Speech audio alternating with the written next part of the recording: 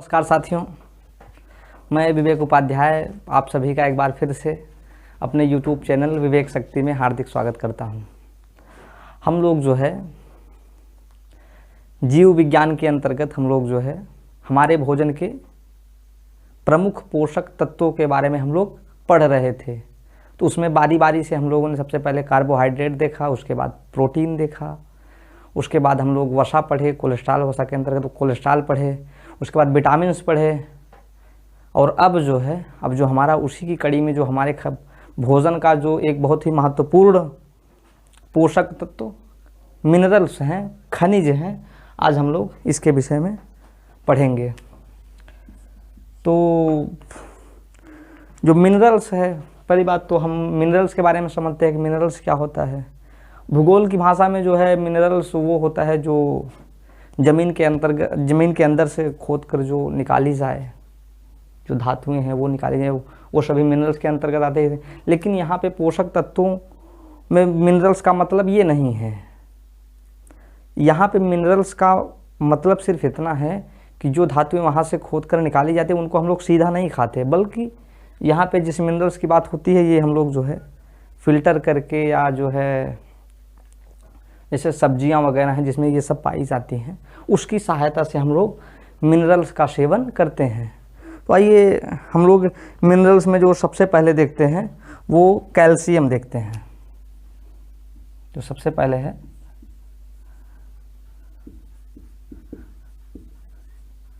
Calcium है।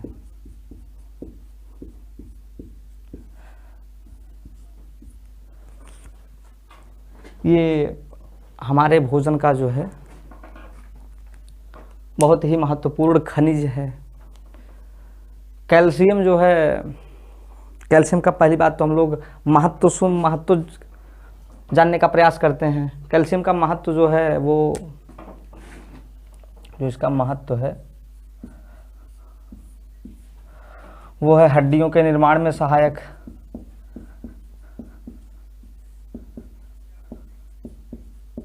हड्डियों के निर्माण में सहायक,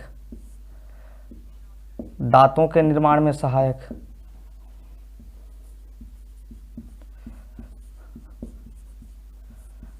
ये दांतों के निर्माण में सहायक है।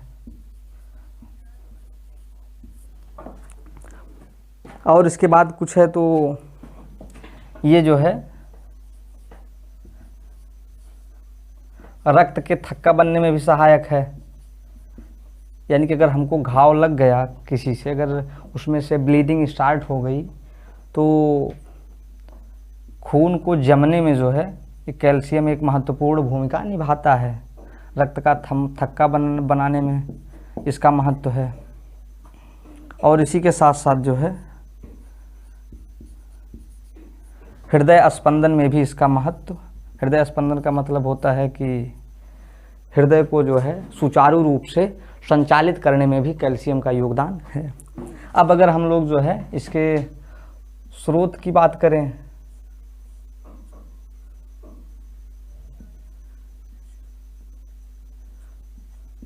जैसा कि चला आ रहा है कॉमन की दूध, मांस, मछली, अंडा,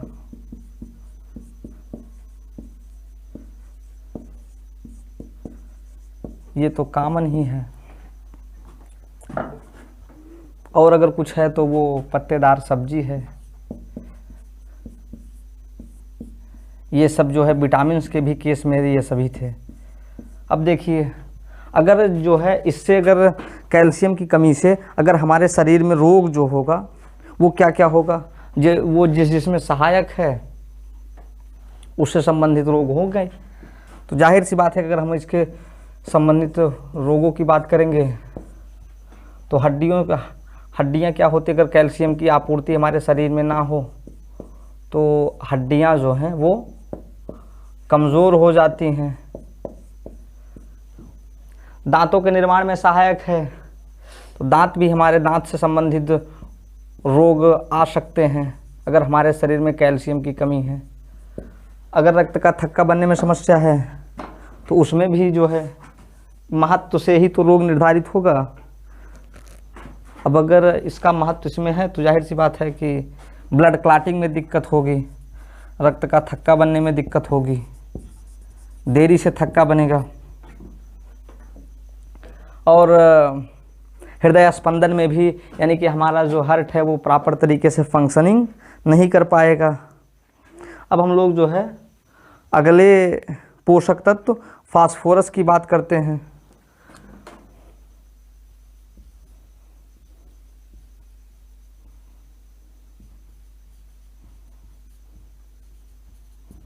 फास्फोरस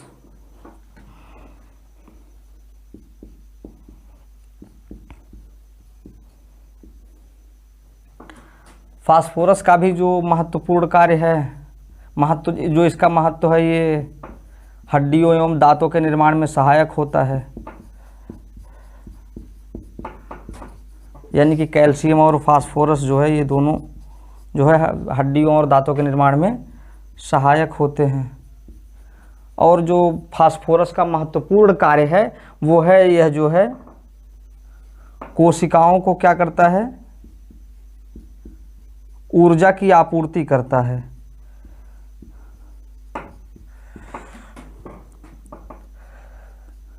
कोशिका को ऊर्जा की आपूर्ति करता है। और अगर हम इसके स्रोत की बात करें तो स्रोत जो कैल्शियम जिसका स्रोत है वही इसका भी स्रोत है। और जो है अगर इससे संबंधित रोग की बात करें तो जो रोग कैल्शियम की कमी से होते हैं वही रोग इसमें भी होते हैं, बशर्ते जो है यहाँ पे जो कैल्शियम है, यहाँ पे इसका दो अतिरिक्त फंक्शन है। ये रक्त का थक्का बनाने में उपयोगी है, हृदय स्पंदन में इसका महत्व कैल्शियम का, लेकिन ये दोनों महत्व जो है यहाँ पे नहीं होते हैं। बाकी स्रोत और जो संबंधित रोग हैं वो जो है लगभग सेम है। जैसे इसमें एक, अगर हड्डियों और दांतों के निर्माण में सहायक, अगर फास्फोरस की कमी होगी तो जाहिर सी बात है हमारी हड्डियां और दांत जो है वो कमज़ोर होंगे। और इसका फास्फोरस का महत्व जो है कोशिकाओं को ऊर्जा की आपूर्ति करने में सहायक है। तो अगर फास्फोरस की कमी होगी तो जाहिर सी बात है कि जो एनर्जी जो है, जो ऊर्जा जो है, जो कोशिकाओं तक पहुंचनी चाहिए वो नहीं पहुंचेगी तो क्या आएगी, जाहिर सी बात है कि शारीरिक कमजोरी हावी होगी। तो फास्फोरस की कमी से जो है दो रोग होते हैं। पहला तो ये है कि हड्डियों और दांत संबंधी रोग होते हैं, और दूसरा है कि शारीरिक कमजोरी हो जाती है। अब हम लोग जो है अगला महत्वपूर्ण खनिज आयरन पढ़ते हैं। तो अभी तक हम लोग क्या पढ़े, पहला कैल्शियम पढ़े। कैल्शियम का स्रोत वही है कि दूध, दही, अंडा, मांस, मछली जो अब तक चल रहा है, इसमें विटामिन भी भरपूर पाए जाते हैं, कैल्शियम वगैरह भी देख रहे हैं आप पाए जाते हैं। कैल्शियम की कमी से जो रोग होता है वो हड्डियों से संबंधित रोग और हृदय से संबंधित रोग ये होता है। रक्त का थक्का सही से नहीं बन पाता, जबकि वहीं फास्फोरस से क्या होती है कि शारीरिक कमजोरी हो जाती है और दांत और हड्डियां जो हैं वो कमज़ोर हो जाती हैं। अब अगर हम लोग जो है अगले खनिज की बात करें तो वो हमारा है आयरन। आयरन से तो आप सभी लोग परिचित होंगे। आयरन मीन्स लोहा। अब जो लोहे का सबसे महत्वपूर्ण उपयोग है, जो इसका महत्व है, यह है रक्त के निर्माण में। रक्त के निर्माण में, और रक्त के निर्माण में जो सबसे प्रमुख है वो है आरबीसी के निर्माण में सहायक। यहाँ पे जो है दो प्रमुख डाटा है। यहाँ पे यह जान लेना आवश्यक है कि जो पुरुष हैं उनमें जो है आरबीसी क्या होती है, ये ज़्यादा पाई जाती है इन कंपैरिजन टू लेडीज़ या महिला में आरबीसी की मात्रा कम पाई जाती है। ठीक, पुरुषों में आरबीसी की मात्रा ज़्यादा पाई जाती है और महिलाओं में आरबीसी की मात्रा कम पाई जाती है। इसीलिए आप देखेंगे कि जो है जो पुरुष होता है उसमें अमूमन यदा कदा जो है एनीमिया रोग पाया जाता है, जिसको हम लोग रक्ताल्पता कहते हैं, यानी खून की कमी। लेकिन आप महिलाओं को अधिकांशतः पाएंगे कि वो जो है खून की कमी से जो है या एनीमिया रोग से जो है वो ग्रसित रहते हैं। क्यों? क्योंकि ये प्रकृति प्रदत्त है कि पुरुषों में जो है आरबीसी की मात्रा ज़्यादा होती है और महिलाओं में आरबीसी की मात्रा कम होती है। और अब हम जो है इसके स्रोत की बात करें तो जो अब तक चला आ रहा है दूध, दही, मांस, मछली, अंडा, दूध वो है ही। उसके अलावा इसमें पत्तेदार सब्जियां हैं,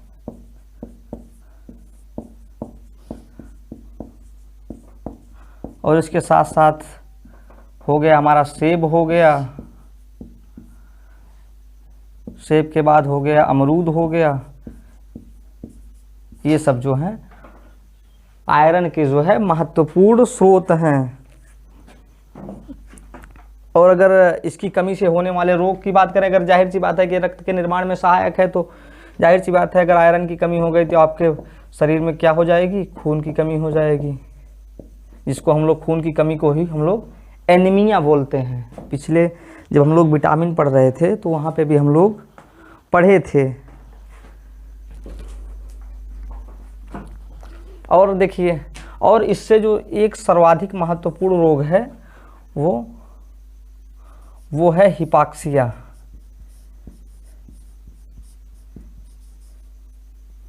हिपाक्सिया ये आपके लिए नया होगा, इसको हिपाक्सिया बोलते हैं। अब ये कौन सा नया रोग है? हिपाक्सिया रोग ऐसा रोग है, जैसे देखिए हमारे शरीर में क्या पाया जाता है? ब्लड। ब्लड में क्या होती है? आरबीसी। लोहा क्या करता है? आयरन हमारा जो है आरबीसी के निर्माण में सहायक है ना। अभी मैंने बताया अगर हमारे शरीर में आयरन की कमी हो गई तो क्या होगा? हमारे शरीर में आरबीसी कम बनेगी। अब अगर आरबीसी कम बनेगी तो आरबीसी में क्या पाया जाता है? हीमोग्लोबिन। ये हीमोग्लोबिन क्या करता है? जो हम सांस लेते हैं, यानी कि हम सांस में क्या लेते हैं? ऑक्सीजन लेते हैं। ये हीमोग्लोबिन जो आरबीसी में पाया जाता है, ये जो है ऑक्सीजन के साथ ऑक्सीजन को पकड़ता है, और पकड़ने के बाद क्या करता है? ये हमारे शरीर में जो है, अगर हमारी बॉडी है तो ये जो हीमोग्लोबिन है ये ऑक्सीजन को ले जाता है, हमारे शरीर में जितनी भी कोशिकाएं हैं उन सबको देता है। तो हमारी कोशिकाएं क्या करती हैं? कोशिकाएं हमारी क्या करती हैं कि ऑक्सीजन जो लेती हैं, इसी से जो है माइटोकॉन्ड्रिया में जो है वो एनर्जी का प्रोडक्शन करती हैं, और वही एनर्जी फिर से डिस्ट्रीब्यूट होती है।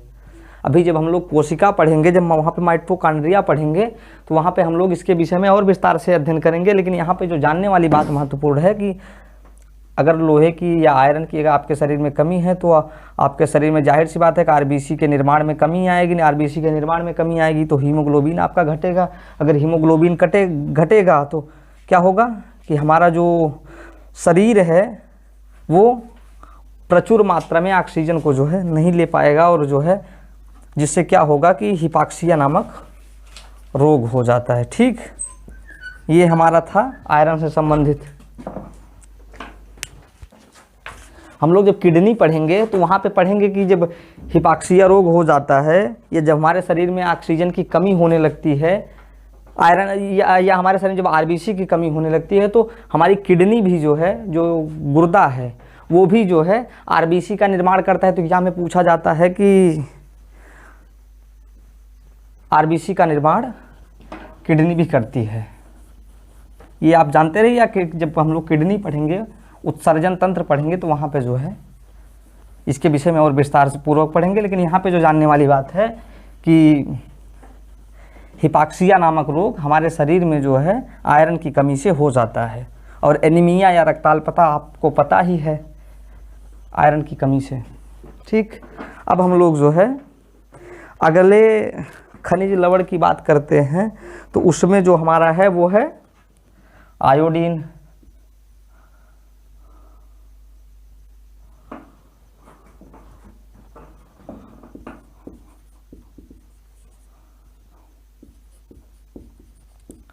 अब देखिए ये आयोडीन है।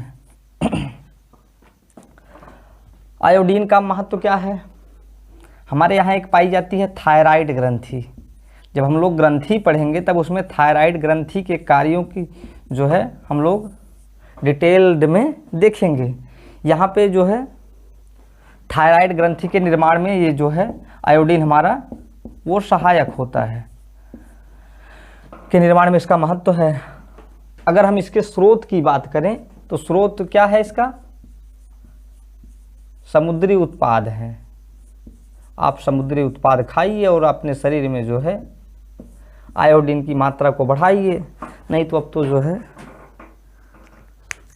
टाटा तो चल ही रहा है, आप टाटा वाला नमक खाइए, क्या करना है, उससे भी आपकी जो आपके शरीर की जो है आयोडीन की रिक्वायरमेंट पूरी हो जाएगी।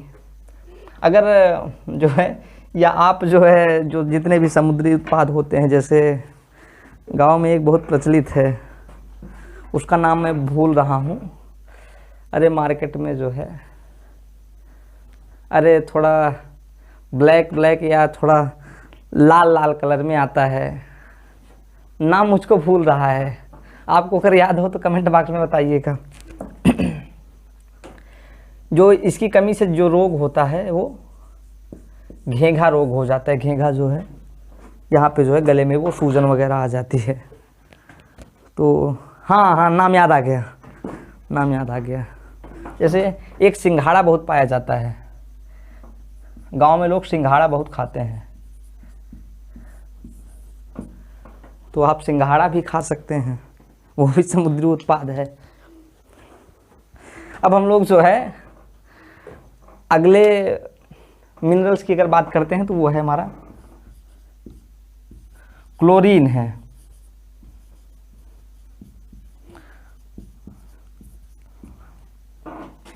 क्लोरीन का महत्व किसमें है?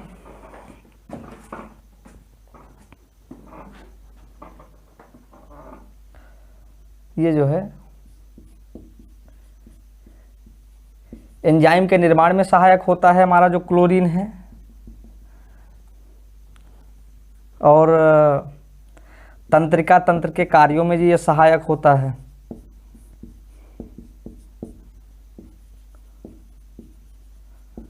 तंत्रिका तंत्र के कार्यों में सहायक होता है। अब इससे देखिए समस्याएं क्या जन्म लेंगी। अगर आपके शरीर में जो है ये स्रोत वही है, समुद्री उत्पाद हैं ये सभी, या जो है नमक ही नमक है ही, नमक ऑलरेडी समुद्री उत्पाद है, अन्य सीएल है तो उसमें सीएल पाया जाता है। तो मैं इससे संबंधित रोगों की बात कर रहा था। तो अगर आपके शरीर में जो है क्लोरीन की कमी हो गई तो निर्जलीकरण नामक रोग हो जाता है। जैसे बहुत से लोग आप देखे होंगे कि अचानक से जो है गश्ती उश्ती आ जाती है, तो वो उसमें भी जो है क्लोरीन की कमी हो जाती है। या गांव में एक बहुत ही कॉमन समस्या, गांव में क्या जिसको बीपी की समस्या होती है,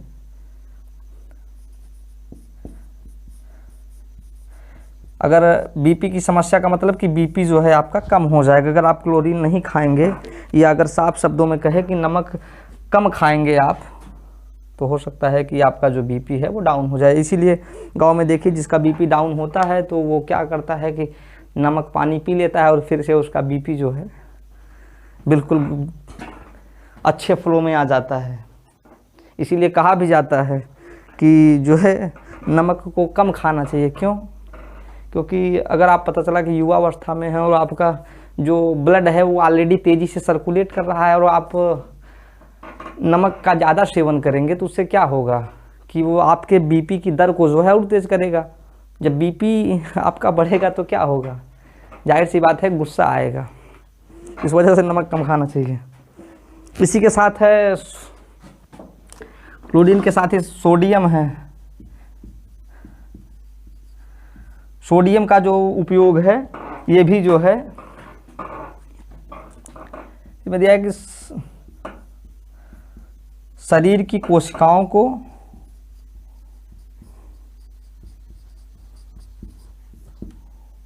उनकी उचित स्थिति में बनाए रखने के लिए, उचित स्थिति में बनाए रखने के लिए, यानी कि वो प्रॉपर तरीके से फंक्शनिंग करें, में बनाए रखने के लिए। और जो समस्याएं जो हैं, स्रोत वही है, समुद्री उत्पाद ही है इसका भी। और जो समस्याएं जो है क्लोरीन से आती थी, निर्जलीकरण, बीपी की समस्या, वही सेम यहाँ पे भी है।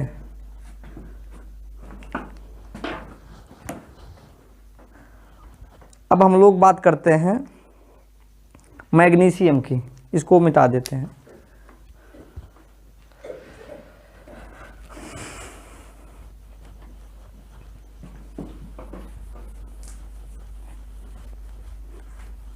इसमें जहाँ से प्रश्न आता है, जैसे वो प्रमुख रूप से, जैसे फास्फोरस पूछ लिया, उसके बाद कैल्शियम पूछ लिया, उसके बाद स्रोत तो कभी पूछता नहीं, क्योंकि स्रोत लगभग सभी जानते हैं, क्योंकि मांस, मछली, अंडा, दूध, ये तो इनमें सभी जो है मिनरल्स, अधिकांशतः विटामिन इसमें पाए ही जाते हैं।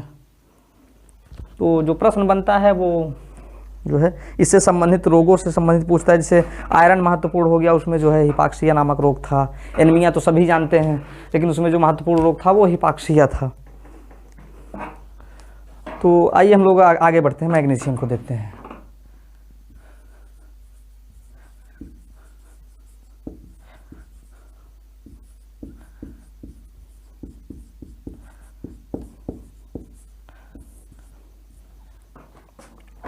इसका जो महत्व है वो जो है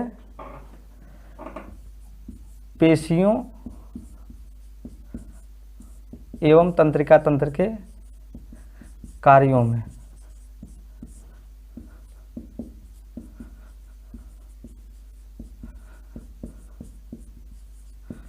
ये सहायक होता है। और इसके अगर हम स्रोत की बात करें तो वही मांस, मछली, अंडा, दूध, पत्तेदार सब्जी, ये सभी हैं। और इनसे जो रोग होगा, ये क्या होगा कि जो है हमारी तंत्रिका तंत्र जो है सही तरीके से काम नहीं करेगी। और जो अगला है वो है गंधक। गंधक को हम लोग सल्फर के नाम से भी जानते हैं। अब गंधक भी जो है पेशियों एवं तंत्रिका तंत्र के कार्यों में होता है। और गंधक का उपयोग जो है प्रोटीन के निर्माण में सहायक होता है। ये एंटीबॉडी बनाने में हमारे शरीर में ये गंधक का होना ज़रूरी है, सल्फर का होना ज़रूरी है। एंटीबॉडी हो गया, एंजाइम हो गया, इन सभी के निर्माण में जो है वो गंधक सहायक होता है। अगर हम इसके स्रोत की बात करें तो जो है इसमें जो है प्रमुख रूप से हो गया मेथी हो गया, काला नमक हो गया, या अगर और हम बात करें सब्जियों में तो जैसे लहसुन हो गया। ये सभी क्या हैं, गंधक के निर्माण में सहायक हैं। और गंधक का उपयोग सिर्फ इतना है कि अगर जाहिर सी बात है कि इसका महत्व अगर प्रोटीन के निर्माण में है, एंटीबॉडी या एंजाइम बनाने में है, तो जो है इससे संबंधित जो रोग होगा वो इसी महत्व के आधार पर होगा। कि हो सकता है कि एंटीबॉडी के, आपके शरीर में एंटीबॉडी के स्तर पर दिक्कत हो, या जो है एंजाइम के स्तर पर दिक्कत हो। और अगला है जो है तांबा है, जस्ता है और कोबाल्ट है।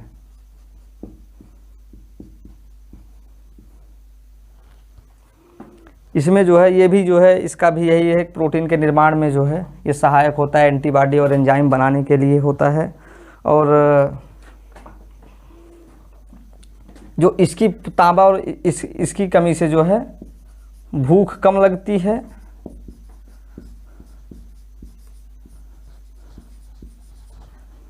तथा अगर जाहिर सी बात है, अगर आप भोजन कम खाएंगे तो आपको जो है पोषक तत्वों की कमी हो जाएगी, तो आप कमज़ोर, दुबले पतले हो जाएंगे, तो रक्ताल्पता तो हो ही जाएगी, या जिसको हम लोग एनीमिया बोलते हैं।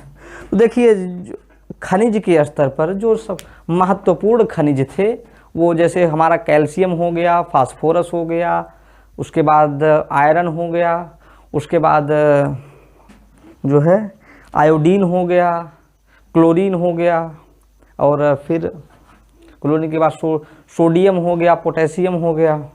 तो ये सभी थे।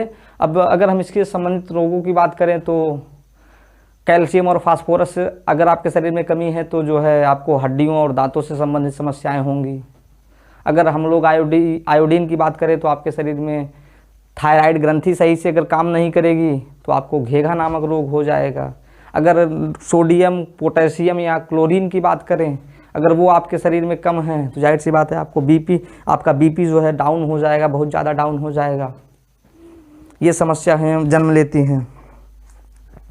और अगर हम मैग्नीशियम की बात करें, कापर यानी कि तांबा, जस्ता, कोबाल्ट की बात करें तो ये सभी तंत्रिका तंत्र के कार्यों में सहायक होती हैं। तो ये है खनिज के स्तर पर बस इतना ही था। जो महत्वपूर्ण खनिज है, जो जानने वाली बात है, वो कैल्शियम, फास्फोरस, उसके बाद आयोडीन, उसके बाद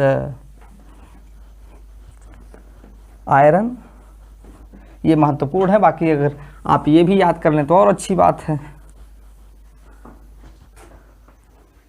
अब हम लोग बात करते हैं हमारे, अब तो ये मिनरल्स हो गया। अब इसके बाद आता है जल। जल से तो आप सभी लोग परिचित होंगे कि ये जो है ये हमारे शरीर में क्या करता है। जल जो है, जल को पीने से हमको कोई ऊर्जा की प्राप्ति नहीं होती है, बल्कि हमको जो है क्या होता है, ताजगी का एहसास होता है, फ्रेशनेस आती है। जो है